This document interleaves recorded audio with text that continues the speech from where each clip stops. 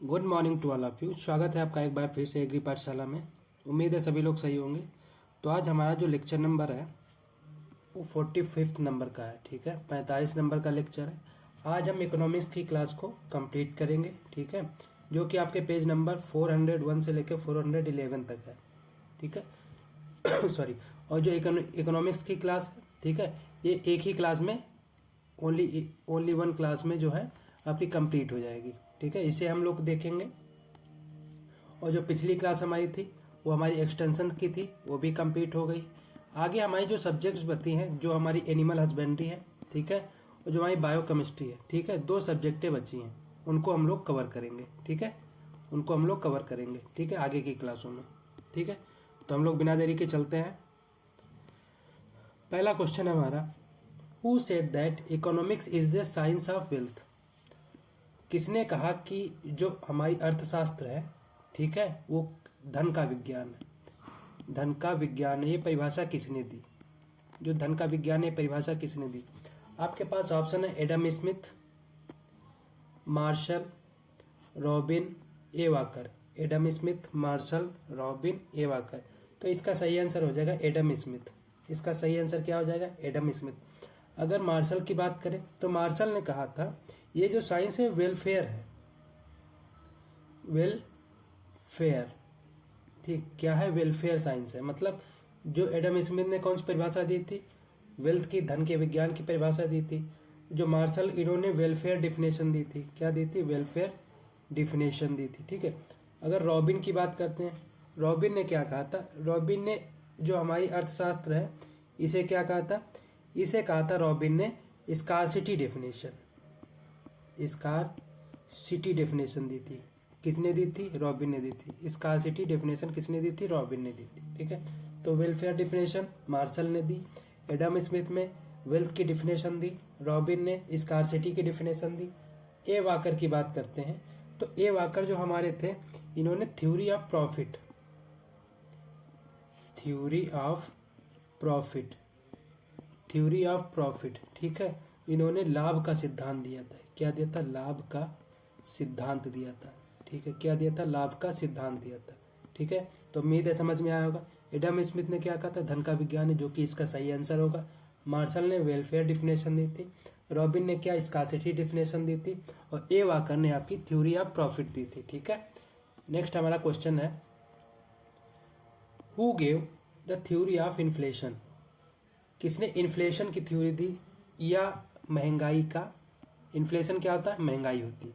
ठीक है, महंगाई का सिद्धांत किसने दिया था? महंगाई का सिद्धांत किसने दिया था? आपके पास ऑप्शन है हिक एंड हैंसन।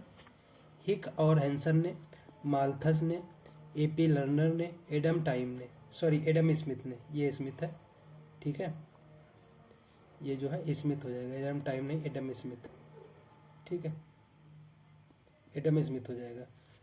तो हेकन हैंसन ने दिया था, माल्थस ने दिया था, एपी लर्नर ने दिया था, एडम स्मिथ ने दिया था। अगर इन्फ्लेशन की बात करें, ठीक है, जो इन्फ्लेशन की थ्योरी दी थी, किसने दी थी? एपी लर्नर ने दी थी। क्या दी थी? एपी लर्नर ने दी थी। अगर हेकन हैंसन की बात करते हैं, ठीक है, हेकन हैंसन की बात करते हैं, इन्होंने जो है हमारा इंटरेस्ट की थ्योरी दी थी। क्या है कि इंटरेस्ट, इंटरेस्ट थ्योरी किसने दी थी? Who gave the interest theory? हिक एंड हैंसन ने। ठीक है, माल्थस की बात करते हैं तो माल्थस ने जो है पॉपुलेशन थ्योरी दी थी। क्या दी थी? पॉपुलेशन थ्योरी दी थी। क्या दी थी? पॉपुलेशन थ्योरी दी थी। एपी लर्नर, अभी मैंने आपको बताया, जो इन्फ्लेशन थ्योरी किसने दी थी? एपी लर्नर ने दी थी। अगर एडम स्मिथ की बात करते हैं, इन्होंने एब्सोल्यूट एडवांटेज की थ्योरी थी। एब्सोल्यूट एडवांटेज, एब्सोल्यूट एडवांटेज की थ्योरी दी थी। किसकी? एब्सोल्यूट एडवांटेज की थ्योरी दी थी। ठीक है, किसकी दी थी? एब्सोल्यूट एडवांटेज की थ्योरी दी थी। तो अब हम बात करेंगे, एक बार फिर से देखेंगे। हिक एंड हैंसन इंटरेस्ट थ्योरी दी थी। ठीक है, हिक और हैंसन को क्या था? इंटरेस्ट था। ठीक है, इसलिए इंटरेस्ट थ्योरी दी थी। Malthus population theory. लर्नर ने, लर्न लेके हम क्या करते हैं? महंगाई को कंट्रोल करते हैं, यानी कि जो लर्नर थे उन्होंने क्या दिया था? इन्फ्लेशन थ्योरी दी थी। एडम स्मिथ ने एब्सोल्यूट एडवांटेज थ्योरी दी थी। अभी मैंने पिछले में आपको बताया, जो हमारे वाकर थे, ठीक है, वाकर ने किस चीज़ की थ्योरी दी थी? वाकर ने प्रॉफिट की थ्योरी दी थी। किसकी चीज़ की थ्योरी दी थी? वॉकर ने प्रॉफिट की थी। इनसे एक क्वेश्चन आपका बनता ज़रूर है, ठीक है। अगर किसी में आता है तो 80% चांस होता है कि इसमें से एक क्वेश्चन आपका बने, अगर किसी भी एग्जाम में इकोनॉमिक्स के क्वेश्चन आते हैं तो, ठीक है। एक बार फिर से उंगलियों पर गिनते हैं। हिक एंड हैंसन ने काहे की थ्योरी दी थी? हिक एंड हैंसन ने इंटरेस्ट की थ्योरी दी थी। माल्थस ने पॉपुलेशन की थ्योरी, लर्नर ने इन्फ्लेशन की थ्योरी, एडम स्मिथ ने एब्सोल्यूट एडवांटेज की थ्योरी दी थी। वहीं अगर वाकर की बात करते हैं, इन्होंने प्रॉफिट की थ्योरी दी थी, ठीक है। नेक्स्ट पे हम लोग चलते हैं। अगला है हमारा लेबर ब्रिंग्स रिवार्ड, ठीक है। लेबर का जो है रिवार्ड वो क्या होता है? लेबर का रिवार्ड क्या होता है? देखो हम लोग पढ़ते हैं, कुछ फैक्टर पढ़ते हैं, factor of production, factor of production, उत्पादन के कुछ हम तथ्य पढ़ते हैं, ठीक है। फैक्टर पढ़ते हैं, कारक पढ़ते हैं, ठीक है। वो 4 टाइप के होते हैं। एक होता है हमारा लैंड, एक होता है हमारा लेबर, ठीक, एक होता है हमारा लेबर, एक होता है हमारा कैपिटल, कैपिटल होता है, एक हमारा होता है इंटरप्रेन्योरशिप, इंटरप्रेन्योरशिप। लैंड भूमि हो गई हमारी, लेबर श्रमिक हो गया, कैपिटल पूंजी हो गई, इंटरप्रेन्योरशिप उद्यमशीलता हो गई, ठीक है, उद्यमशीलता हो गई। अगर हम लैंड को ले रहे हैं तो उसके रिवार्ड में हम क्या दे रहे हैं? उसके पुरस्कार में हमें क्या मिल रहा है? रेंट मिल रहा। क्या मिल रहा? रेंट मिल रहा। अगर हम लेबर को कर रहे हैं तो उसके पुरस्कार में क्या दे रहे हैं? उसके पुरस्कार में हम लोग क्या दे रहे हैं? उसके में हम लोग दे रहे हैं वेज। वेज मतलब मजदूरी। क्या दे रहे हैं? मजदूरी दे रहे हैं, ठीक है। अगर वहीं अगर कैपिटल की बात करें तो कैपिटल से हमें क्या मिल रहा है? इससे हमें इंटरेस्ट मिल रहा है। क्या मिल रहा है? इंटरेस्ट मिल रहा है, ठीक है। वहीं अगर इंटरप्रेन्योरशिप उद्यमशीलता की बात करते हैं, इससे हमें प्रॉफिट मिलता है। क्या मिलता है? प्रॉफिट मिलता है, ठीक है। कितने फैक्टर होते हैं? 4 factor, land, labour, capital, entrepreneurship. Land से रेंट मिलता है, लेबर से वेज मिलता है या मजदूरी मिलती है, कैपिटल से हमें क्या मिलता है? हमें इंटरेस्ट मिलता है, और इंटरप्रेन्योरशिप से प्रॉफिट मिलता है, ठीक है। इसमें देख देते हैं तो लेबर क्या ब्रिंग करता है, ठीक है। लेबर जो है ये वेज होगा, ये क्या होगा? ये वेज हो जाएगा, मतलब मजदूरी, ठीक है। तो ये सही आंसर है। रेंट लैंड हो गया, इंटरेस्ट किससे मिलता है? कैपिटल से मिलता है, ठीक है। कैपिटल रिवार्डेड, इंटरेस्ट, प्रॉफिट कौन रिवार्ड करता है? इंटरप्रेन्योरशिप, इंटरप्रेन्योरशिप या जिसे उद्यमशीलता बोलते हैं, ठीक है। अगर हम बात करते हैं कैपिटल की, कैपिटल कैसी है? जो पूंजी हमारी होती है, कैसा फैक्टर होता है? पैसिव फैक्टर होता है, पैसिव फैक्टर होता है। कैसा फैक्टर होता है? पैसिव फैक्टर होता है, ठीक है। वहीं अगर लैंड या लेबर की बात करते हो, कैसा होता है? एक्टिव फैक्टर होता है, ठीक है। इसमें कई कई क्वेश्चन आ जाता है, इसमें से एक्टिव फैक्टर कौन सा? पैसिव। तो पैसिव की बात करें तो इंटरेस्ट या कैपिटल, अगर एक्टिव की बात करते हैं लेबर या वेज, लेबर या वेज, ये फैक्टर हो जाएगा, ठीक है। तो इसका सही आंसर क्या हो जाएगा? वेज या लेबर। नेक्स्ट पे हम लोग चलते हैं। अगला है हमारा we calculate the net capital ratio. अगर हम नेट कैपिटल रेशियो हमें निकालना है, ठीक है, शुद्ध पूंजी जो अनुपात हमें निकालना है, तो हम कौन सा फार्मूला लगाएंगे? टोटल एसेट बटे टोटल लायबिलिटी, मतलब जितनी भी हमारे पास संपत्ति है उसको किससे भाग दे देंगे? हमें जितना देनदारी है, मतलब दूसरों को जितना देना, उससे भाग दे देंगे। या करंट एसेट जो हमारे पास वर्तमान में पूंजी है या वर्तमान में हमें देनदारी, उसका अनुपात कर देंगे। या ग्रॉस इनकम जो हमारी सकल आय है, पूरी की पूरी आय है, बटे टोटल सॉरी एग्रीकल्चर इनकम गुणे 100, हमारी जो टोटल कृषि से इनकम हो रही उसको अनुपात में करके गुणे 100 से कर देंगे, उससे निकलेगा। ये वर्किंग एसेट जो हमारी कार्यशील संपत्ति है, और करंट एसेट जो हमारी वर्तमान संपत्ति है, उसको जोड़ के इंटरमीडिएट लाइबिलिटीज़ जो मध्यस्थ देनदारी है, और करंट लाइबिलिटीज जो वर्तमान की देनदारी, उनको जोड़ के उससे भाग दे देंगे तो उससे मिलेगा। तो अगर हम बात करते हैं नेट कैपिटल रेशियो की, तो total asset upon total liabilities का फार्मूला अगर हम लगाते हैं तो इससे नेट कैपिटल रेशियो निकलता है। अगर करंट एसेट और करंट लाइबिलिटीज़ की बात करते हैं तो इससे क्या निकलता है? इससे निकलता है करंट रेशियो। करंट रेशियो की बात करते हैं, करंट रेशियो की बात करें तो दोनों चीज़ें करंट होगी, current asset current liability. Gross income बटे टोटल एग्रीकल्चर इनकम इंटू 100। इससे हम लोग क्या प्राप्त करते हैं? इससे हम लोग प्राप्त करते हैं कैपिटल टर्नओवर, जो हमारी पूंजी है कैपिटल टर्नओवर। क्या है प्राप्त करते हैं? कैपिटल टर्नओवर हम लोग प्राप्त करते हैं। अगर वर्किंग कैपिटल और करंट एसेट को हम जोड़ के इंटरमीडिएट लायबिलिटीज और करंट लायबिलिटीज से भाग दे देते हैं तो उससे हमें क्या मिलता है? वर्किंग कैपिटल जो हमारी होती है, जो हमारी वर्किंग कैपिटल है वो हमें प्राप्त होती है। क्या प्राप्त होती है? वर्किंग कैपिटल हमारी प्राप्त होती है। ठीक है, वर्किंग कैपिटल हमारी प्राप्त होती है। ठीक है, तो इसका सही आंसर टोटल एसेट अपन टोटल लायबिलिटीज हो जाएगा। नेक्स्ट पे हम लोग चलते हैं सॉरी, अगला है हमारा जो माइक्रो इकोनॉमिक्स होती है उसे किस नाम से जानते हैं? Price theory, income theory. क्या प्राइस थ्योरी हो जाएगा या इनकम थ्योरी हो जाएगा? प्राइस थ्योरी होगा या इनकम थ्योरी होगा, या दोनों होगा, या इनमें से कोई नहीं। अगर हम माइक्रो इकोनॉमिक्स की बात करते हैं तो हम क्या, प्राइस थ्योरी हमारी, प्राइस माइक्रो इकोनॉमिक्स होता क्या? दो टाइप की इकोनॉमिक्स होती है। इकोनॉमिक्स कितनी टाइप की होती है? दो टाइप की होती है। एक होता है माइक्रो, एक होता है हमारा मैक्रो। एक होता है हमारा माइक्रो और एक होता है मैक्रो। अगर माइक्रो की बात करते हो हम एक इंडिविजुअल पर्सन, इंडिविजुअल ग्रुप या इंडिविजुअल किसी अब जो ग्रुप बनता है या इंडिविजुअल किसी संस्था के बारे में, अगर हम उसके बारे में उसके अर्थशास्त्र की बात करते हैं तो क्या होता है? माइक्रो होता है। ठीक है, अगर मैक्रो की बात करते हैं तो मैक्रो जो होता है पैन इंडिया। ठीक है, अगर हम पूरे इंडिया का अर्थशास्त्र के बारे में जानकारी प्राप्त करते हैं, उसकी इनकम जानते हैं, उसका कैपिटल जानते हैं, या उसके फाइनेंशियल कंडीशन के बारे में जानते हैं, वो किस में आता है? मैक्रो में आता है। मैक्रो मतलब बड़ा, माइक्रो मतलब सूक्ष्म। ठीक है, वही अगर हम बात करते हैं प्राइस थ्योरी कैसी है? माइक्रो इकोनॉमिक्स है। अगर इनकम थ्योरी की बात करते हैं तो कैसा है? इनकम थ्योरी है macro, macro economics, macro economics. ऐसे समझ लीजिए जैसे प्राइस है, मान लिया प्राइस थ्योरी का मतलब हो गया किसी प्रोडक्ट का अगर प्राइस है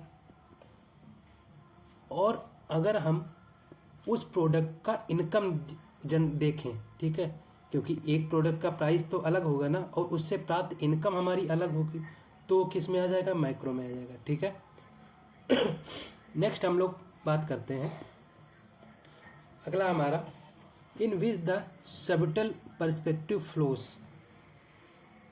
किसमें सूक्ष्म दृष्टिकोण होता है? किसमें सूक्ष्म दृष्टिकोण होता है? प्रोडक्शन इकोनॉमिक्स में, फार्म मैनेजमेंट में, दोनों में, या इनमें से कोई नहीं?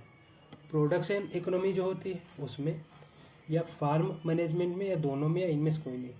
तो हम बात करते हैं, हमारे दो टर्म होते हैं। एक होता है हमारा प्रोडक्शन इकोनॉमी, प्रोडक्शन इकोनॉमिक। ठीक, एक होता है हमारा फार्म मैनेजमेंट। क्या होता है? फार्म मैनेजमेंट होता है। क्या होता है? फार्म मैनेजमेंट होता है। ठीक है, अगर इनकी बात करते हैं तो अगर प्रोडक्शन इकोनॉमिक की बात करते हैं, ये माइक्रो अप्रोच है। कैसा है? मैक्रो। कैसा अप्रोच है? मैक्रो अप्रोच है। ठीक है, और जो फार्म है वो कैसा है? माइक्रो अप्रोच है। कैसा? माइक्रो अप्रोच है। ठीक है, अगर माइक्रो होगा तो ये कैसे किसके लिए होगा? ये इंडिविजुअल के लिए होगा। इंडिविजुअल में व्यक्तिगत किसी एक चीज़ के लिए। माइक्रो होगा मतलब ऑल ओवर चीज़ के लिए, ऑल ओवर कंट्री। ठीक है, पूरी कंट्री के बारे में हम लोग इसमें जानकारी पाए।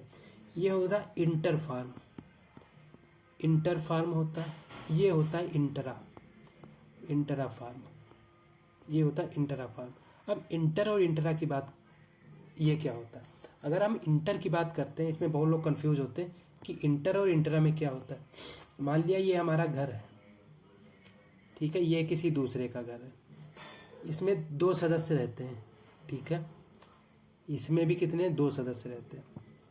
ठीक है मान लो ये जो सदस्य रह रहा है, ठीक है, ये जो सदस्य रह रहा है, इसके पास किसी चीज़ की कमी हुई। मान लो चाय बना रहा है, इसके पास किसी चीज़ की कमी हुई। ठीक है, मान लो चीनी की कमी हुई, तो अगर ये अपने घर के ही किसी सदस्य से वो चीज़ ले रहा है तो इसे हम क्या कहेंगे? इंटरा कहेंगे, इंटरा कहेंगे। वही अगर ये अपने घर के सदस्य से ना लेके किसी दूसरे के घर के सदस्य से लेता जाके तो इसे कहेंगे इंटर। क्या कहेंगे? इंटर। मतलब दूसरे के घर में इंटर कर गया। अपने में अगर पूछे गया कहेगा तो उसे कहेंगे इंटरा। दूसरे के चीज़ों में जाएगा तो उसे कहेंगे इंटर। ठीक है। तो जो हमारी फार्म प्रोडक्शन इकोनॉमी है कैसी होती है? इंटर होती है। मतलब इसमें बहुत सारे जो हमारे इनकम के सोर्स होते हैं, ठीक है, प्रोडक्शन के, वो सभी आते हैं। फार्म मैनेजमेंट केवल इंडिविजुअल आता है, इसीलिए इसे क्या बोला जाता है? इंट्रा बोला जाता है। ठीक है। उम्मीद है समझ में आया होगा। इसका सही आंसर क्या होगा? इसका सही आंसर होगा सूज में। सूज मतलब फार्म मैनेजमेंट होता है। क्या होता है? फार्म मैनेजमेंट होता है। ठीक है। नेक्स्ट हम लोग चलते हैं। Which type of price is always cash? Sorry, ऐसा कौन सी कॉस्ट है, प्राइस बोल दें या इसे कॉस्ट बोल दें, कौन सी कॉस्ट है जिसमें हमेशा जो है कैश होता है, हमेशा नकदी पाई जाती है? Variable cost, fixed cost. Variable cost या फिक्स्ड कॉस्ट। अब हम बात करते हैं वेरिएबल फिक्स्ड होता क्या है। वेरिएबल का मतलब समझ रहे हैं? वेरिएबल मतलब होता है और फिक्स। एक होता है वेरिएबल, एक होता है हमारा फिक्स। अगर वेरिएबल की बात करते हैं, फिक्स मतलब स्थिर है, कोई भी उसमें मूवमेंट नहीं है। ठीक है। अगर कॉस्ट जोड़ देंगे को उसके मूल्य में कोई भी मूवमेंट नहीं। वेरिएबल मतलब उसका मूल्य तो घटता है बढ़ता है, उसमें फ्लक्चुएशन होता रहता है। ठीक है। तो अगर वेरिएबल की बात करते हैं तो इसमें हम क्या कहते हैं? वेरिएबल इनपुट करते हैं। वेरिएबल इनपुट होता है। इनपुट का क्या मतलब होता है? अगर किसी चीज़ में हम अपना प्रोडक्ट या अपना पैसा या अपनी जो भी चीज़ लगा रहे हैं, वो सभी क्या होते हैं? इनपुट होते हैं। वेरिएबल मतलब कहीं कम लगा रहे, कहीं ज़्यादा लगा रहे, कहीं ज़्यादा हो गया, कहीं कम हो गया, ये होता है वेरिएबल, अस्थिर जिसे बोलते हैं। फिक्स में ये फिक्स्ड इनपुट होता है। ठीक है। फिक्स्ड इनपुट होता है। क्या होता है? फिक्स्ड इनपुट होता है। क्या होता है? फिक्स्ड इनपुट होता है। ठीक है। दूसरा इसमें क्या अंतर होता है? दूसरा होता है ये हमेशा कैश में रहता है। जो वेरिएबल होता है हमेशा किस में होता है? कैश में होता है। ये कैश फिक्स जो है कैश और नॉन कैश दोनों में होता है। कैश और नॉन कैश दोनों में होता है। ठीक है। तीसरा अगर अंतर की बात करें तो ये हमेशा वेरी किस पे करता है? कैसा लेवल है आउटपुट का। मतलब जो हमने इनपुट लगाया, हमें जो लास्ट में प्रोडक्शन मिला या उससे जो हमें पैसा मिला या उससे हमें प्राइस मिला, उसका आउटपुट कैसा है उस पर डिपेंड करता है। सॉरी, ये इसमें गलत हो गया। ये वेरी आउटपुट किस में करता है? ये करता है हमारा वेरिएबल में। वेरी आउटपुट मतलब जब हम फ्लक्चुएशन है हमारे प्राइस में या कॉस्ट में, तो उसमें हम जितना हमें आउटपुट मिलेगा उसी पे तो हम डिसाइड करेंगे कि हमारा कैसा इसका प्राइस है या इसका आउटपुट है। अगर फिक्स है तो यानी कि यहाँ तो फिक्स आउटपुट होगा ना, इसमें कोई भी चेंज नहीं होगा। ठीक है। इसके लेवल में कोई भी चेंज नहीं होगा। Level doesn't change. ठीक है। अगर फिक्स ही है तो इसमें कोई चेंज होगा भला? अगर हम 50 रुपये लगा रहे हैं और हमें फिक्स पता है कि हमें 100 रुपये मिलने हैं, तो इसके आउटपुट में क्या कोई चेंज होगा? नहीं चेंज होगा। अगर कहीं इसमें हम वेरिएबल की बात 50 लगा दे रहे हैं, ठीक है, अगले साल हमने 25 लगा दिए, तो इस बार अगर हमें 75 मिल गए तो अगले साल कोई ज़रूरी थोड़ी ना 75 मिलेंगे। इसमें 100 भी मिल सकते हैं, 25 भी मिल सकते हैं, 50 भी मिल सकते हैं, कुछ भी हो सकता है। वेरिएबल मतलब कुछ भी आगे पीछे हो सकता है। तो अगर हमेशा कैश में चीज़ें होती वो किस में होता है? वेरिएबल कॉस्ट में होता है। ठीक है। नेक्स्ट हम बात करते हैं सॉरी, हमारा अगला, which of the following is not a type of 5C credit? आपने कॉन्सेप्ट पढ़ा होगा 3C क्रेडिट क्या होता है, 5C जो हमारे एग्रीकल्चर क्रेडिट है। ठीक है। एग्रीकल्चर क्रेडिट है। ठीक है। वो कई टाइप के होते हैं। एक तो होते हैं 5C टाइप के, एक होते हैं 3R टाइप के, एक होते हैं 7P टाइप के। ये डिपेंड करते हैं उनमें कौन सा रूल अप्लाई होता है या किस टाइप के वो क्रेडिट है। ठीक है। 3 टाइप के होते हैं। तो हम बात करेंगे 5C टाइप के। करेक्टर, अगर हम बात करते हैं करेक्टर, इसमें होता है, बिल्कुल होता है, ये भी सही है। कैपेसिटी होता है, कैपिटल, ये भी होता है। कंपटीशन नहीं होता, कंपटीशन नहीं होता। इसमें होता है कोलेट्रल होता है, और होता है कंडीशन, और क्या होता है? कंडीशन होता है। ठीक है। इसमें 5 टाइप के 5C होते हैं। क्या हो गए? 5C टाइप के जो क्रेडिट होते हैं एग्रीकल्चर। वही अगर हम बात करते हैं, एक होते हैं हमारे 3R टाइप के। क्या होता है हमारे? एक होते हैं हमारे 3R टाइप के। ठीक है। आर का एक R का मतलब होता है रिटर्न, रिटर्न होता है। दूसरे आर का मतलब होता है रीपेमेंट कैपेसिटी, मतलब जो दोबारा पेमेंट होगा उसकी कैपेसिटी, क्षमता क्या है, रीपेमेंट कैपेसिटी होता है, ठीक है। और एक हमारा होता है risk bearing ability, risk bearing ability, risk bearing ability होता है, ठीक है, एबिलिटी होता है। इसका मतलब होता है कि हम कितना रिस्क बियर कर सकते हैं, ठीक है, मतलब उसको कितना हम लोग हायर कर सकते हैं या ले सकते हैं। फिर एक आता है हमारा 7P, क्या आता है हमारा सॉरी 7P क्रेडिट। इसमें हम लोग सबसे पहले प्रिंसिपल जो इसके सिद्धांत होते हैं उसमें प्रोडक्टिव पर्पस जो होता है, क्या होता है, पहले P का मतलब प्रोडक्टिव पर्पस, ठीक है। दूसरे P का मतलब पर्सनैलिटी होता है, ठीक है।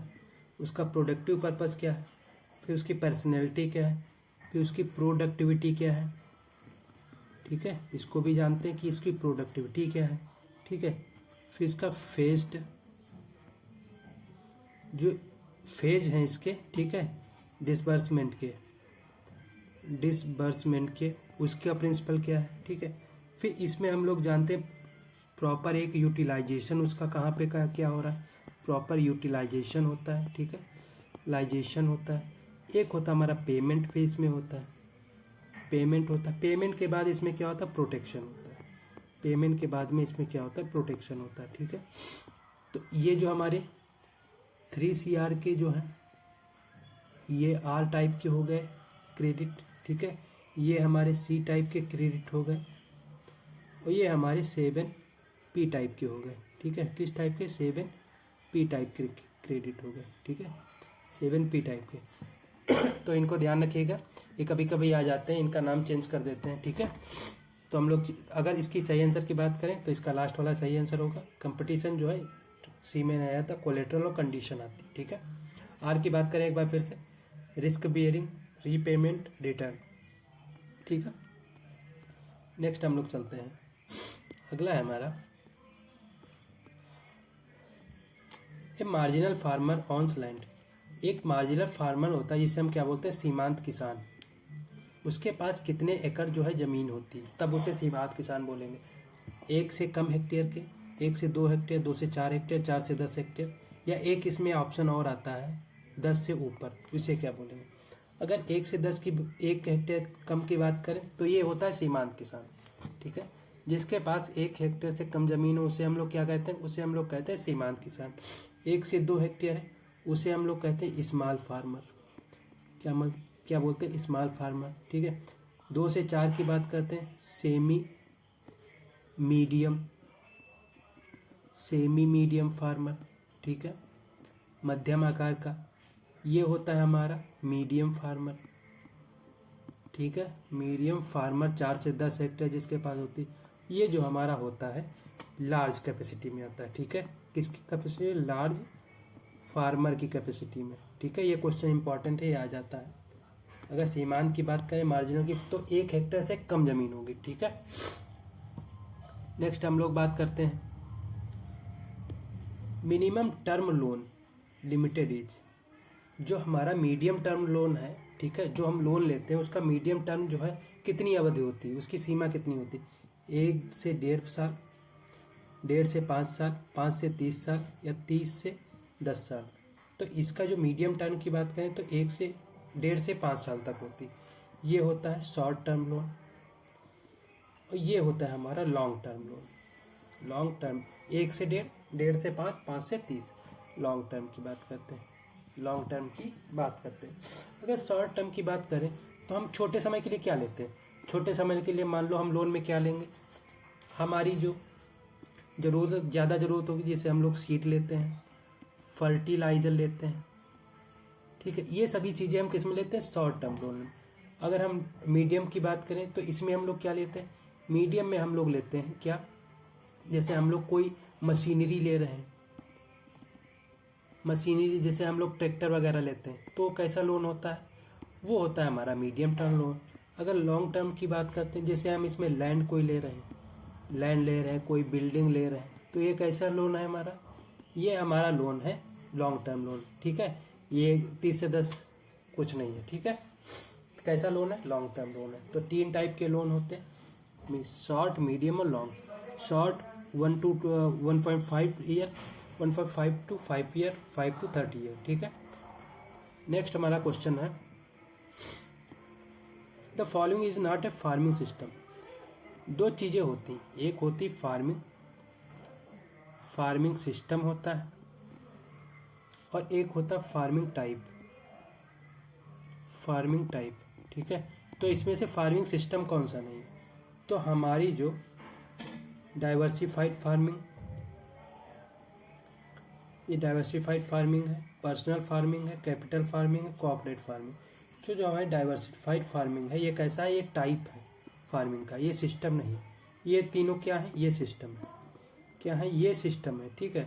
अगर हम बात करते हैं टाइप की डाइवर्सिफाइड की, तो एक तो ये हो गया डाइवर्सिफाइड फार्मिंग हो गया। ठीक है। दूसरा अगर हम बात करते हैं तो इसके साथ साथ एक आ जाता है स्पेशलाइज्ड फार्मिंग। स्पेशलाइज्ड फार्मिंग आ जाता है। क्या आ जाता है? स्पेशलाइज्ड फार्मिंग आ जाता है। एक आ जाता है हमारा मिक्स्ड फार्मिंग, एक आ जाता है हमारा ड्राई फार्मिंग, एक आ जाता है हमारा रैंचिंग। ये सभी किस में पाएंगे? ये सभी टाइप है फार्मिंग के। ठीक है। ये सभी फार्मिंग के टाइप है। नेक्स्ट हम बात करते हैं, अगला है हमारा, when less than 50% of revenue comes from a single product is called. अगर मान लो हम एक हमारा फार्म है, एक खेत है, उसमें हम 4 फसलें बो रहे हैं। ठीक है। 4 फसलें बो रहे हैं। अगर हम किसी एक फसल से 50% से कम, ठीक है, हर एक फसल से 50% से कम हम लोग क्या कर रहे हैं? प्रोडक्शन पा रहे हैं। ठीक है। मान लो हमने 100% फसलें बोई। ठीक है। मान लो इससे हमने क्या पाया? इससे 40% हमने पा लिया। ठीक है। इससे हमने प्रोडक्शन कितना पाया? टोटल फार्म का 40%। ठीक है। मान लो इससे हमने कितना पा लिया? 20% पा लिया। इससे हमने 10% पा लिया। ठीक है। और इससे हमने क्या पा लिया? 30% पा लिया। ये तो हो गया 100 हो गया ना।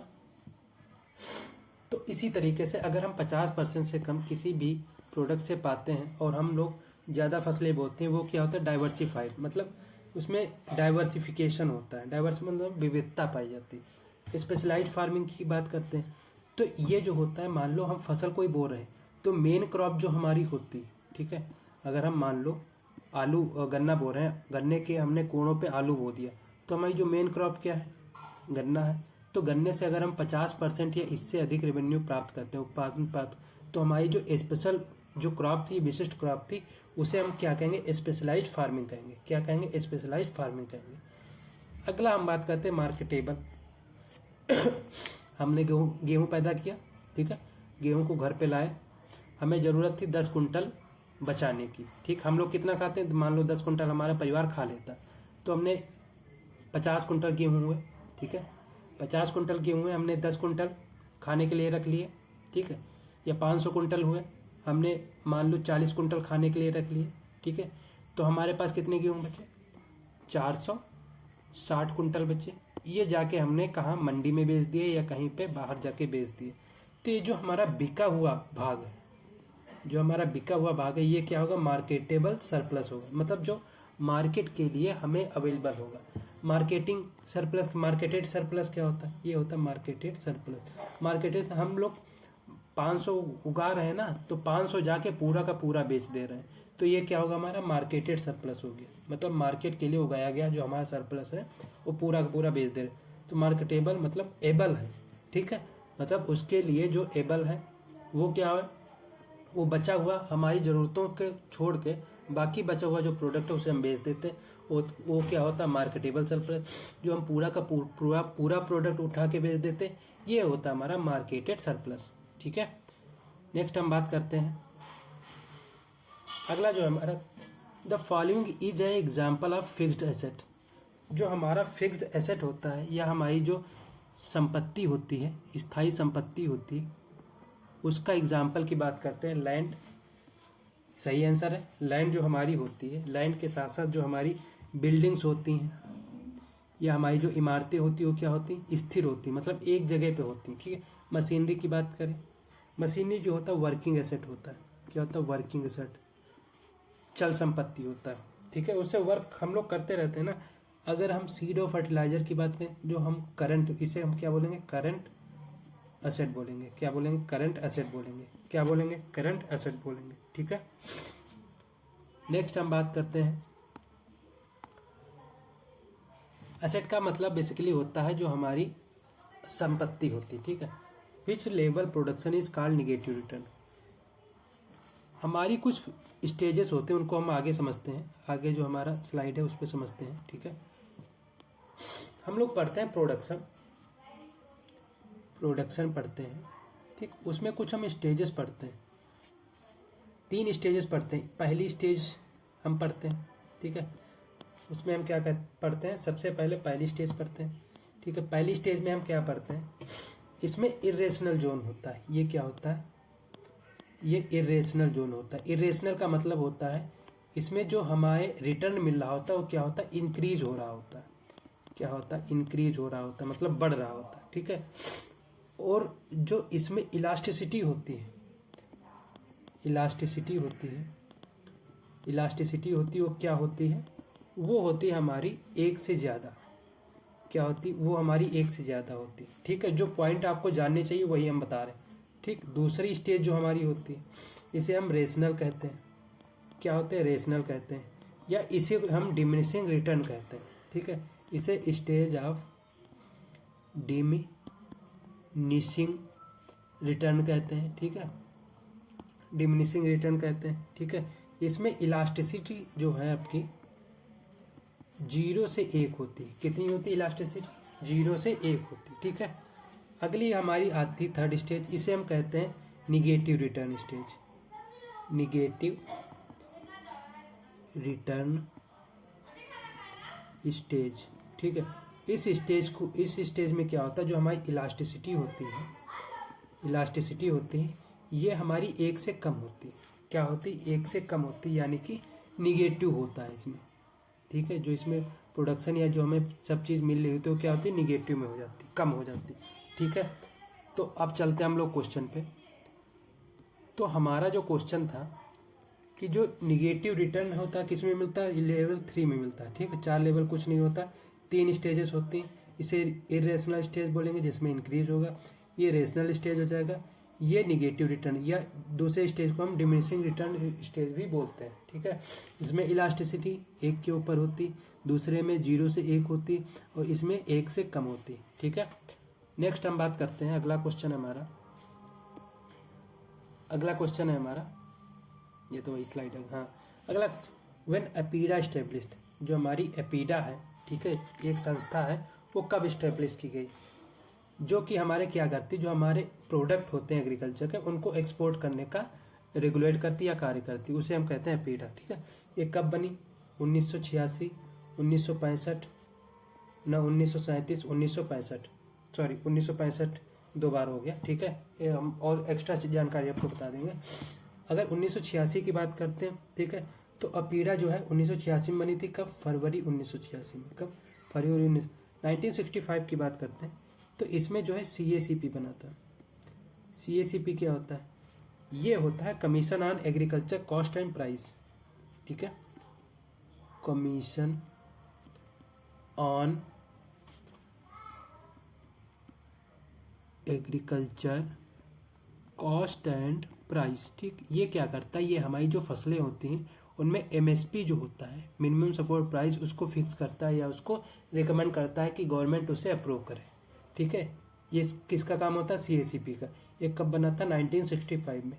1937 की बात करते हैं, तो 1937 में एगमार्क बना था। क्या बना था, एगमार्क बना था।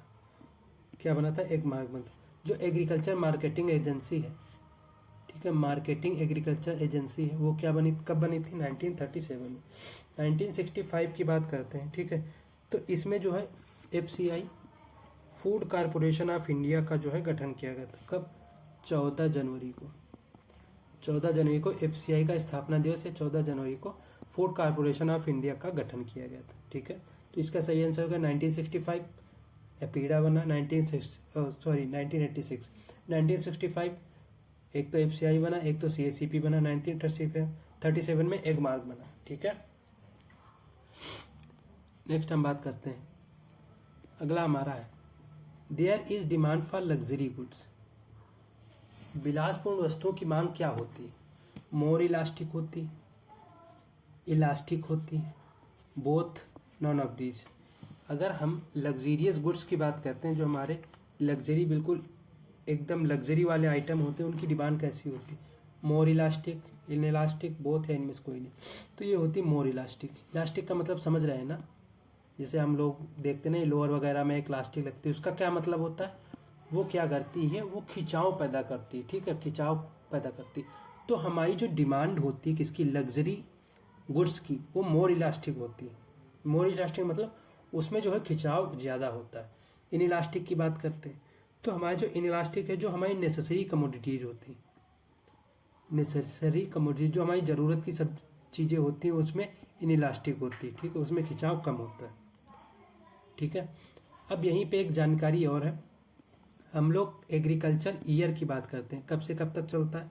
हमारा जो एग्रीकल्चर ईयर है 1 जून से 31 मई तक, 31 मई तक चलता है। और अगर फाइनेंशियल ईयर की बात करते हैं, कब से चलता है? 1 अप्रैल से 31 मार्च तक चलता है, 31 मार्च तक चलता है, ठीक है। ये हमारा फाइनेंशियल ईयर होता है, ठीक है। नेक्स्ट हम लोग बात करते हैं, अगला क्वेश्चन हमारा, when there is only one seller in a market. अगर मान लो आप कहीं कुछ सामान लेने जा रहे हैं, ठीक है, तो अगर मान लो आपको बैट लेना, तो वहाँ पे अगर बैट की एक ही दुकान है, तो वहाँ पे तो जो दुकानदार होगा या जो सेलर होगा अपने मन के माने लेगा, यानी कि उसकी क्या होगी? मोनोपॉली होगी। क्या होगी? मोनोपॉली होगी। तो जहाँ पे केवल एक ही सेलर होता है उसे हम लोग कहते हैं मोनोपॉली, और मार्केट होगी तो उसे मोनोपॉली मार्केट कहते हैं। ऑलिगोपोली मतलब आप बैट लेने गए तो एक नहीं 20 दुकानें हो गई, तो वहाँ पे जो है उस दुकानदार की नहीं चल पाती, तो जहाँ पे आपको सस्ता मिलता है आप वहीं लेते हैं, ठीक है। तो हो गई ऑलिगोपोली, मतलब सेलर और जो कंज्यूमर है सब कैसे होते हैं? समान होते हैं, ठीक है। जितने सेलर होंगे, सेलर ज़्यादा होंगे, कंज्यूमर कम होंगे, क्योंकि ठीक है, तो वहाँ क्या होगी? ऑलिगोपोली। आइडियल मार्केट क्या होती है? या इसे परफेक्ट मार्केट बोलते हैं। ऐसी मार्केट, ऐसी बाजार जिसमें जो कंज्यूमर और सेलर दोनों होते हैं, वो क्या होते हैं? लर्नर होते हैं, मतलब जो मार्केट है उसे समझते हैं, अंडरस्टैंड करते हैं, ठीक है, और उसे परफेक्ट तरीके से उसमें अपना जो है इम्प्रूवमेंट करते हैं और उसे चलाते हैं। वो क्या होती है? परफेक्ट मार्केट है। Ideal market. कंट्रोल्ड या रेगुलेटेड मार्केट क्या होती है? रेगुलेटेड मतलब ऐसी कुछ मार्केट होती हैं जो कि हमारी गवर्नमेंट के द्वारा रेगुलेट की जाती है या नियंत्रित की जाती है, उसे हम क्या कहते हैं? रेगुलेट मार्केट कहते हैं। क्या कहते हैं? रेगुलेट मार्केट कहते हैं, ठीक है। नेक्स्ट हमारा है, when was GST implemented in India.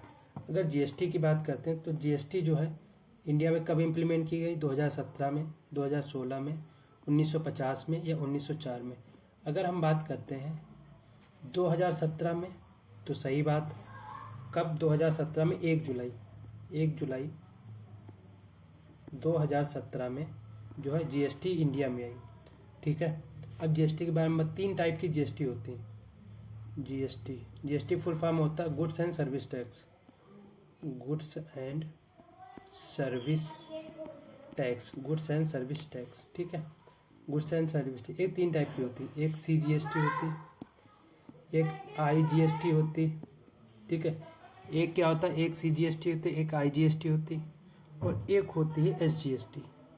SGST जो सीजीएसटी होती है, जो सी मतलब सेंट्रल जीएसटी, ये केंद्र सरकार, इसका जितना भाई जीएसटी पैसा होता है रेवेन्यू केंद्र सरकार लेती। आईजीएसटी मतलब जो हमारे इंटर स्टेट होते हैं, मान लो हरियाणा और राजस्थान के बीच जो व्यापार हो रहा है, उसके बीच में अगर इंटरेस्ट मिलता है, जीएसटी मिलती है, वो कौन लेगा? वो राजस्थान हरियाणा, मतलब इंटर स्टेट हो गया। एसजीएसटी जो वो स्टेट लेगा जो कि व्यापार कर रहा है, ठीक है, वो क्या लेगा? वो एसजीएसटी लेगा, ठीक है। 2016 की बात करते हैं, नोटबंदी कब हुई थी? 2016 में। नोटबंदी कब हुई थी? 2016 में। 1950 में प्लानिंग कमीशन बना था, प्लानिंग कमीशन बना था, जिसे हम क्या बोलते हैं? योजना आयोग बोलते हैं। प्लानिंग कमीशन कब बना था? 1950 में। तो इसका सही आंसर क्या हो जाएगा? 2027 इसका सही आंसर हो जाएगा, ठीक। ठीक है, नेक्स्ट हम लोग चलते हैं। हाँ, आज जो आपकी क्लास के क्वेश्चन है यहीं पे समाप्त होते हैं। ठीक है, अगली क्लास में हम लोग एनिमल हस्बेंड्री स्टार्ट करेंगे, एनिमल हस्बेंड्री को स्टार्ट करेंगे। ठीक है, तो उम्मीद है आप लोग क्लास देख रहे होंगे, अच्छी लग रही हो क्लास। ठीक है, अगर अच्छी लगी तो इसे शेयर करें, लाइक करें, सब्सक्राइब करें, और हम लोग इसी तरीके से क्लासें करते रहेंगे और जो रिवीजन है उसे भी स्टार्ट रखेंगे। ठीक है, तो मिलते हैं अगली क्लास में, तब तक के लिए धन्यवाद।